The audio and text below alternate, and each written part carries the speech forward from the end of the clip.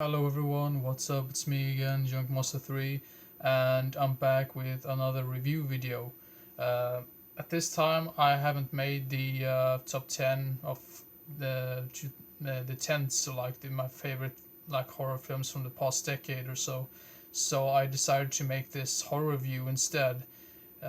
Mainly because I have it pretty fresh in my memory right now, and just before I just completely forget about it. Because when you watch many films, you tend to forget about them and just mix them up in some way, one way or another. So, decided to make a review of this film. This is a film called The Last House on Dead End Street. This is a barrel release, which comes with a whole lot of special features, which I haven't seen yet. But I've seen this film, and I know that there's also a tartan DVD release of it, but apparently that's out of print, and I'm not too sure if that's cut to pieces or not. Um, I think this was considered as one of the. I think this was under the video Nazis list in the UK at the time. But there's a whole lot of mystery surrounding this film. I'm gonna go into details about that right after I made my short little review of it. But the film is basically about this lunatic or this guy. He's just getting out of prison, and he meets up with some old friends and some people that he wants to make films with. And he mainly focuses on these really sleazy experimental type of films, which is just so bizarre and really weird. Um and then it just gets worse and worse because he turns to a full blown psychopath, because all of a sudden he wants to make real life snuff films. So the first half or so of it is pretty much him doing all of these weird sleaze films. So there's a whole lot of nudity and really weird ass things going on.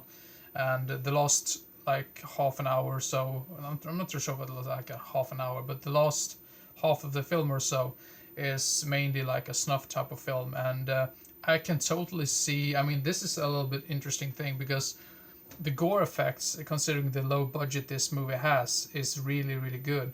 um, and I think it's not entirely impossible that any of the guinea pig movies might have taken inspiration from this film, because at the time of this movie came out, I can only imagine how many people actually thought this might have been a real life snuff film, because of how good the gore effects was and or were. So and I mean the acting itself is not really the greatest, and overall I was quite disappointed. But I really like the whole look and tone to this film. I mean, it feels like it was shot like a Herschel Gordon Lewis film. It has a similar type of tone to it, and yeah, I don't really know how to describe it. But if you're a big fan of the video Gnosis in general, you might like this one. But unfortunately, I didn't care too much for it.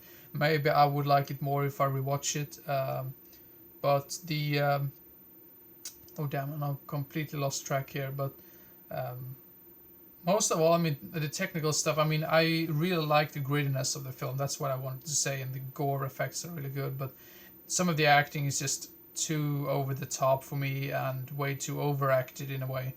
And yeah, I just wanted to say as well that was a whole lot of like mystery to this film, because no one really knew who directed this film up until 2005, because this film came out. I think this movie was made in 72 but wasn't released until 77, and the director himself, he actually directed this film under another alias. So I mean, basically everyone involved had another alias to it.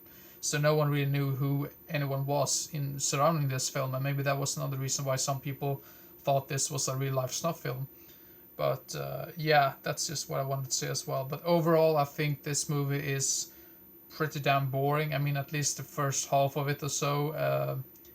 I mean, just watch it for the gore effects and nothing else. I mean, the rest of the film is pretty damn bad. But I like the. There's some stupid lunatics outside.